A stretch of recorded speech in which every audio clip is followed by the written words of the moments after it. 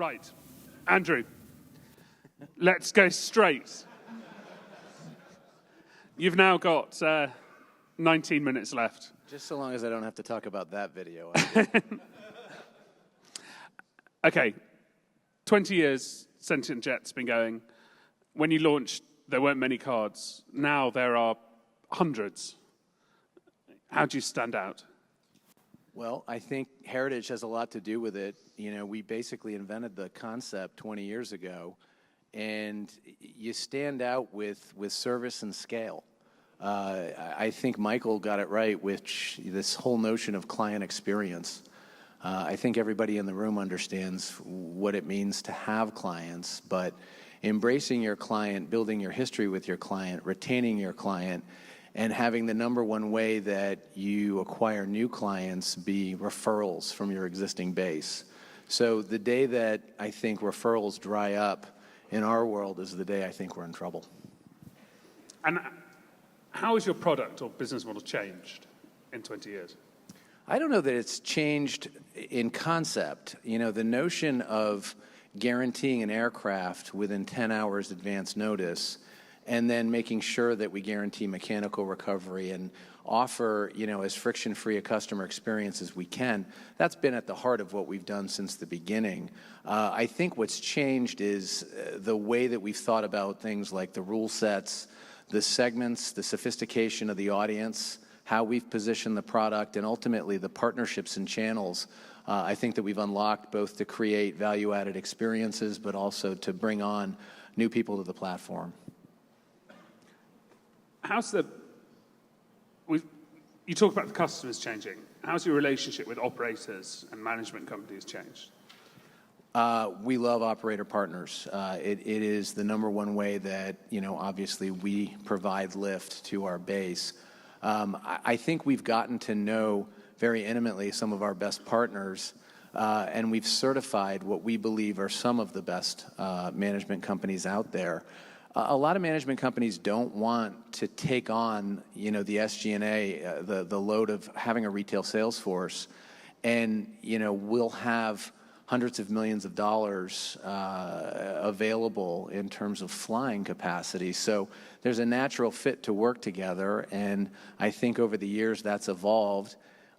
We bring great clients, we pay very fast, and ultimately we work with our operator partners when they have lull periods, and they work with us during the peak periods. So it's a nice harmonious relationship, and some of our partners are here today, and we love them. I think one of the things in this industry which is really hard is brand building. And how do you build a brand? How do you stand out from the others? I think that there's a number of ways to do it, right? I think what we've seen in this industry is you can come in with a lot of money very quickly and create a brand and then drag the operation behind it. We built ours from the ground up, and I think that we've tried to be very disciplined in our approach in brand building.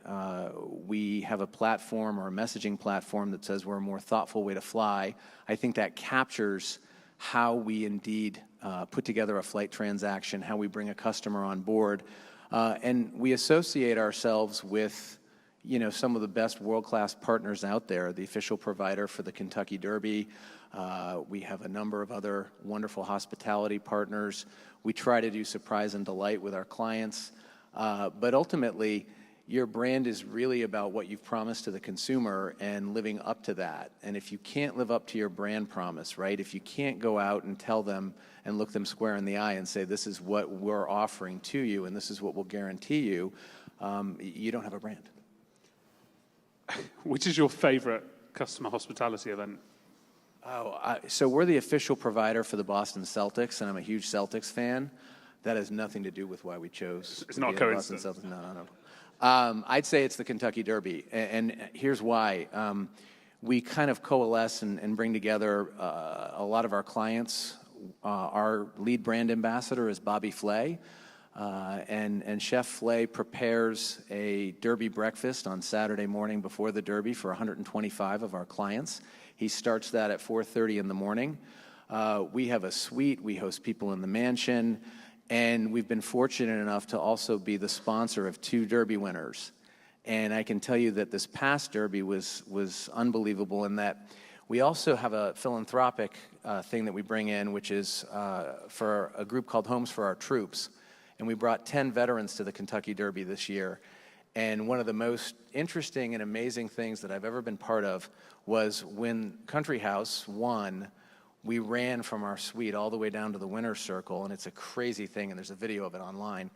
And as we were running towards the winner's circle, which is a bucket list thing, a couple of our people caught up to us, and two of the veterans caught up to us as well as we ran. And I mean, we ran through security, we almost got grabbed and everything else, but we made it to the winner's circle.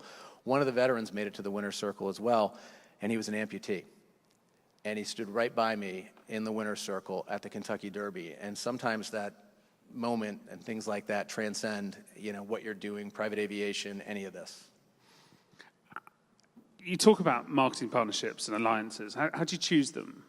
Because presumably you're always in talks, and all your competitors are. I think you've got to look at a couple things. I think a partner has to be very like-minded. There has to be chemistry. Forcing a partnership never works. Most of our partnerships, we've been in Aspen for a dozen years or more. So you think about that. You think about the thoroughbred community. When you think about creating a partnership, it really has to be interesting to your base of people. We know a lot about our clients. We know their interests, and there's a Venn diagram of where our partnerships overlap with their interests, and we try to get that right. We don't always get it right. There are times where we're going to fail at a partnership, and we'll try to fail fast. But if you look at who we're partnered with and how long it's been, we tend to generally go deep and be a very good partner and try to be as symbiotic as possible. Which one failed? Oh gosh, we had more basketball partnerships, more professional sports partnerships, and I wouldn't say they failed as much as they were interesting, they were unique, they probably helped us in the brand space, they gave us exposure to some of the owners and the syndicates that now own professional sports teams, but in the end, we also run a customer acquisition model, and understanding what it costs to bring a client on to purchase a jet card. You've got to play that into how a partnership works. And so it's not just about brand building, it's also about can you both provide access to an interested audience that ultimately is going to purchase your product. Okay, there's a lot of talk about digital business aviation. It's a hot area. Yeah. Where have you seen it actually change things? So digital's great. I come from digital and was in digital media before private aviation. I would tell you that it's lowered the cost of acquisition. It's made us more intelligent marketers. I think that it used to be that you would buy print and they would throw in digital. Now you buy digital and they try to throw in print in many respects. No offense to the people that have print books. We still do print, no question. But I would tell you that it's helped with customer acquisition. I would tell you it's helped with analytics and understanding your KPIs and what's important. Getting to glanceable information is very important. I think we're able to do instant booking through our multiple, digital channels. So we'll meet customers at a mobile application. We'll meet customers on the desktop. We just launched a new desktop instant booking site. So it has changed because it's removing the friction, from the customer journey. I would say this though. The thing that gets ignored or I think taken for granted, and actually Greg Johnson is here from Tivoli, and he and I talk about this a lot, it's your data is your central nervous system. And if you don't get your data right, it doesn't matter how good your app looks, it doesn't matter how good your user experience is. If you don't understand what your customer data looks like, what your optimization data looks like, how those are going to work together and how clean those things, your data is and what schemas they are, and you're not going to get out of the gate with anything that allows for a unique customer experience or something that's going to game change, your revenue, your top line. So you bought an online broker last year, PrivateFly. Yeah. I say online because there's still, a lot of it's done by phone and email. Yep. How does that fit in with Sentient? So the on-demand space is very important to us, and I represent One Sky, which is a consortium of flying companies And our chairman, Ken Rickey, is very much interested in the full spectrum of aviation. We've seen on-demand, especially in the last 5 years, become a very interesting area in which to deploy, aircraft and build out access points. We had a company called CJI, which was a small broker and a name that a lot of people will recognize because it's taken on various machinations over the years.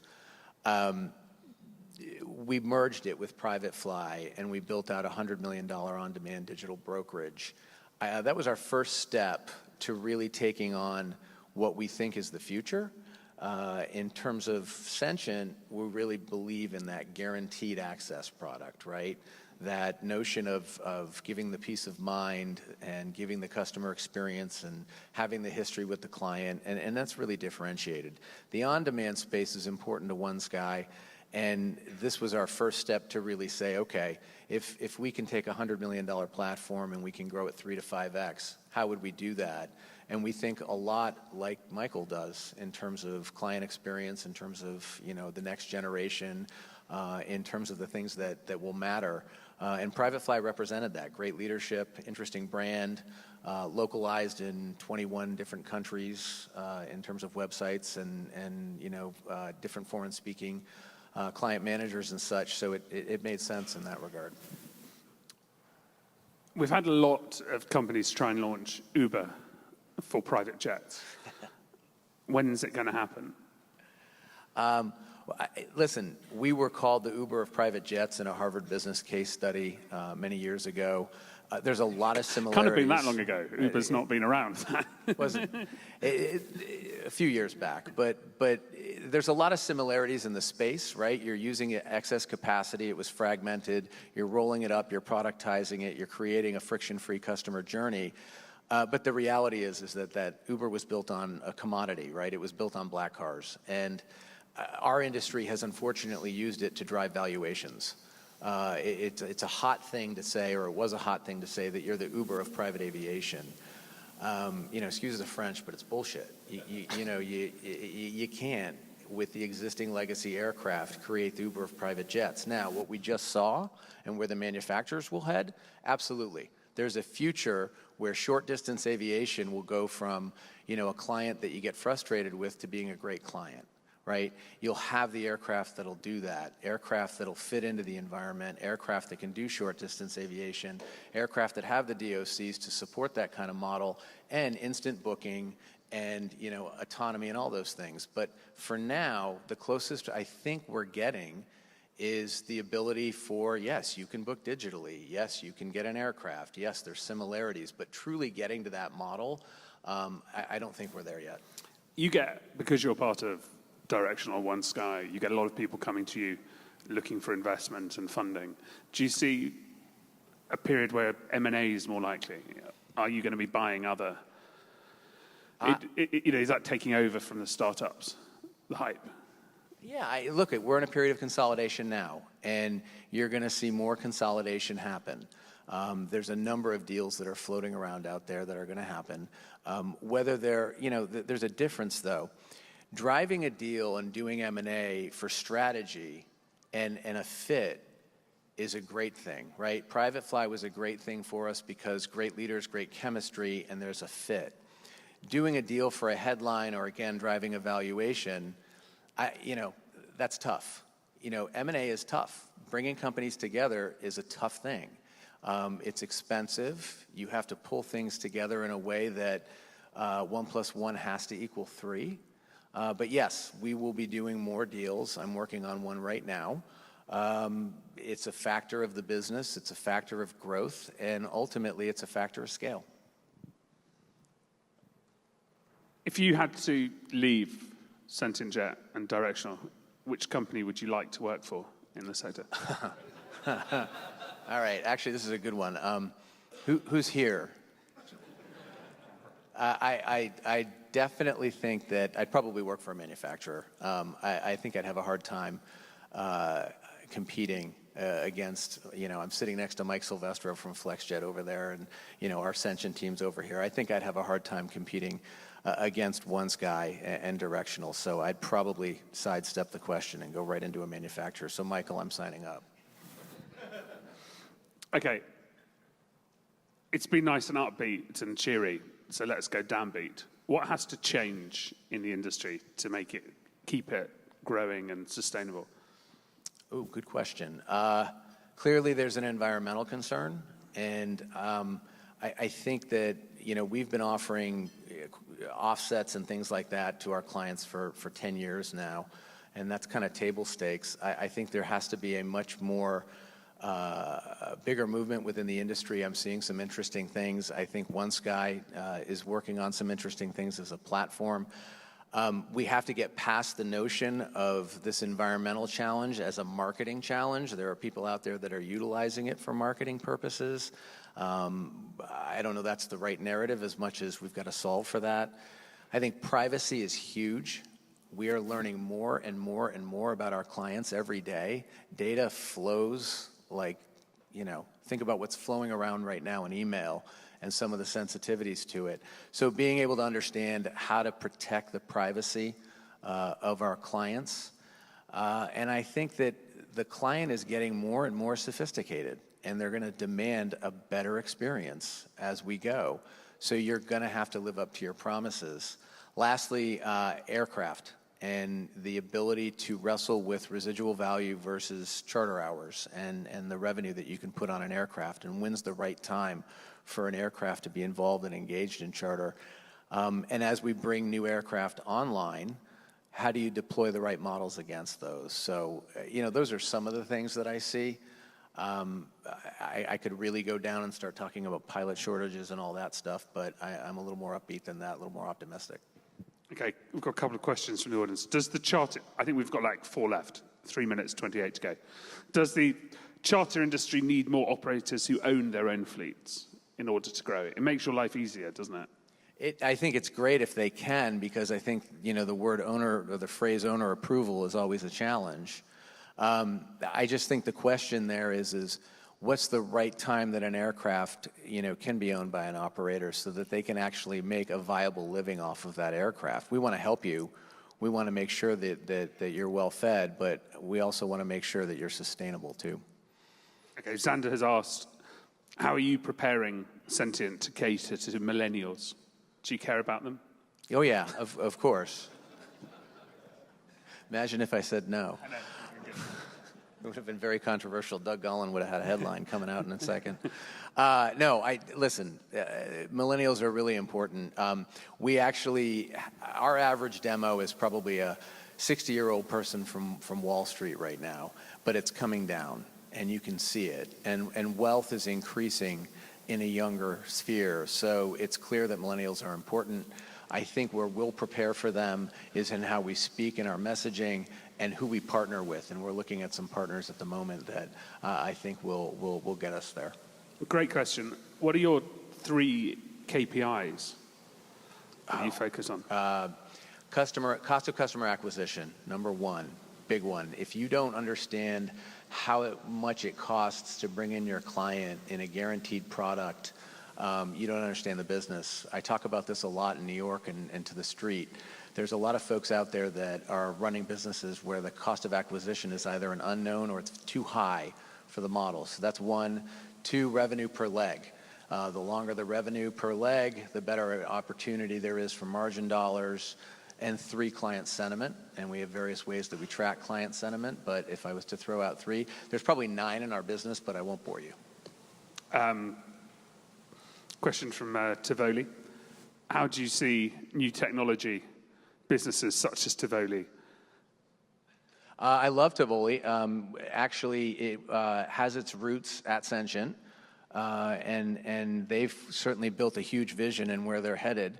But the notion of having seamless integration with operators, with payment, again, fits that notion of the future of a customer experience. So I'm a big believer in the platform plays that are happening right now for sure. What's your views? We had Gus start with very upbeat. How do you see the next 12 months? I feel good. We'll probably see $300 million in jet card sales this year. We're doing somewhere around 150 to 200 jet cards a month. It feels like we're in a good kind of groove right now. I suspect, and I would subscribe to what I heard earlier, which is I imagine the first half feels like it's, when I look at our volume and our forward volume, it feels like the growth is there. So for short term, the next 6 months, I feel pretty good. I don't know if I'd place a bet after that. Okay, and then finally, I think we're on 21 now. Great question to end with. Which will be first, the Sentient supersonic jet card or the Sentient eVTOL? The eVTOL. The supersonic is in the family, and we'll probably go to FlexJet before it goes to us. So otherwise, I think we'd get it. So, 2 bonus questions. If I wanted to launch a competitor, what's the secret when you're doing jet cards? if you wanted to launch a competitor, it's our team. I'm a hangers-on. Every day, the folks that are sitting right over there drive our business. And I would tell you the best decision that I ever made when I was chosen to be CEO was to really invest in about 4 or 5 individuals who have really grown the business and then brought on some people. So there's no question it's the organization. Okay, final question, easy one. Sum up Sentient Jet's last 20 years, all the customers, all the jet cards, in one word. Thoughtful.